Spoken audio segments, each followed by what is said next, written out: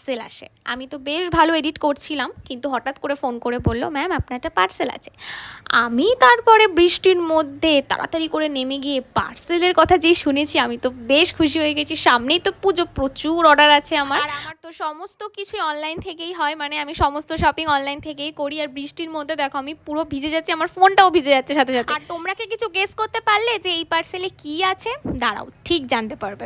তারপর আমি পার্সেল নিয়ে তো ওপরে যাব, কখন আমি খুলবো এটা। আর আজকে একটা দারুণ ঘটনা ঘটেছে, আর আমি তো ভীষণ খুশি, কারণ আমার যখনই পার্সেল ঢোকে আমি ঠিক এভাবেই মজা করতে করতেই ওপরে উঠি। ব্যাস, আমি কিন্তু ঘরে চলে এসেছি, এবার আমি পার্সেলটা ওপেন করছি। তোমরা কি এখনো গেস করতে পারলে এর মধ্যে কি আছে? ওয়েট, বলে দিচ্ছি, এর মধ্যে একটা ইয়াররিং আছে। আর এখন তো আমি শেয়ার করব না, যখন আমি পুজোর মধ্যে পরে বেরোবো তখনই তোমরা দেখতে পারবে আমি কি কি নিয়েছি, কি কি ড্রেস নিয়েছি, সবটাই তোমরা তখন দেখতে পারবে।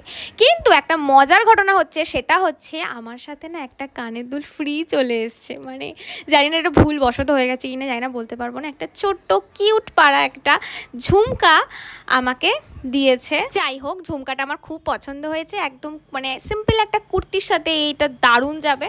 তো আমি এটা যত্ন করে রেখে দেবো, আর কোনো একটা কিছুর সময় যখন পরবো তখন তোমাদের সাথে শেয়ার করবো কেমন লাগছিল।